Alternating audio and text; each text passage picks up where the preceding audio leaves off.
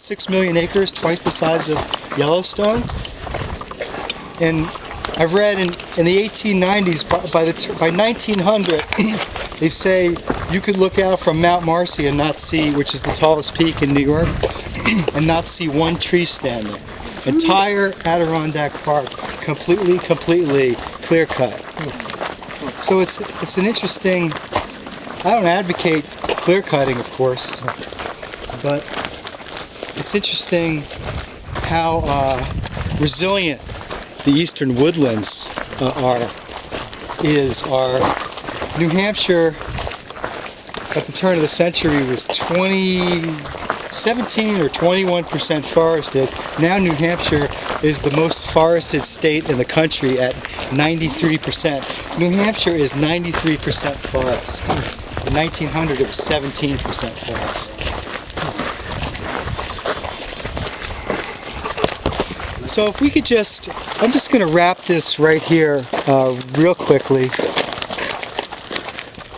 And you know, it's because of this rock that we're here.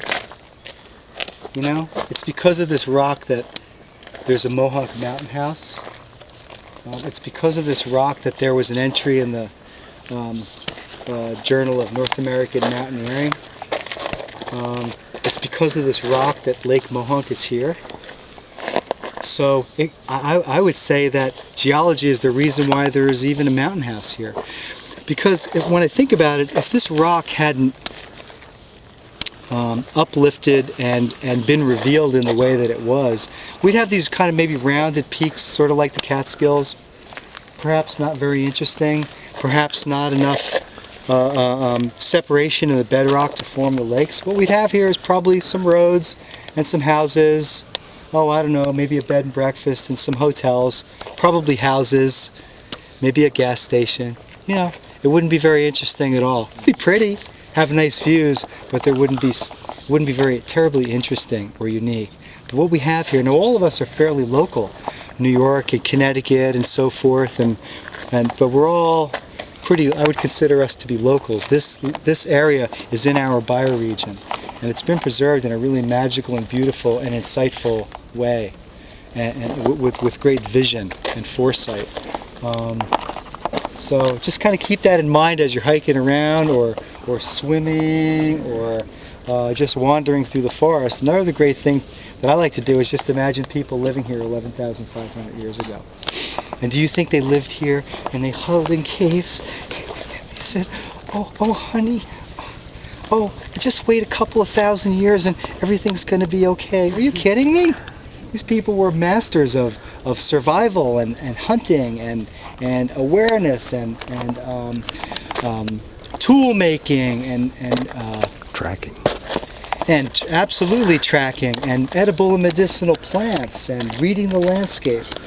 So there's a great history, not only geologic history, but a great cultural and natural history of this land. So that's all I really have to say about this. You guys have any questions or comments, anything I can help to answer for you?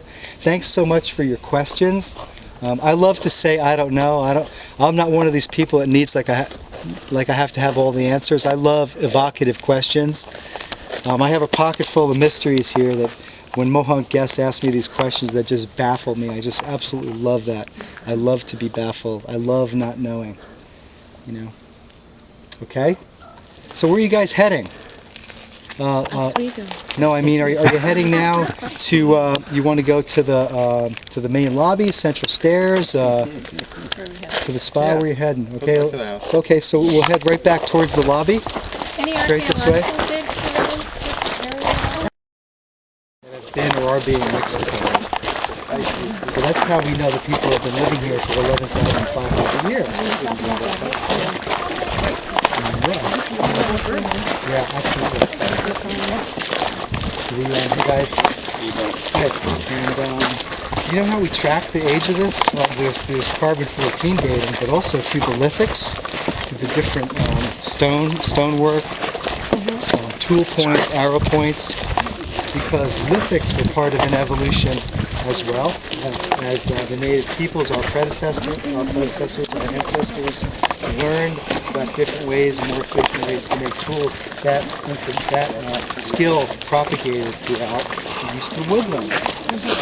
And different types of stone were traded, and as the trade routes, it's almost like a tree ring. What do they call tree ring in geology? Or it's where you can look at the rings of a tree and get a certain snapshot in time, and then compare that with other tree rings in a bioregion. Well, you could do the same thing with lithics, stone tools. It's a way to track how people have moved and migrated and evolved over vast areas.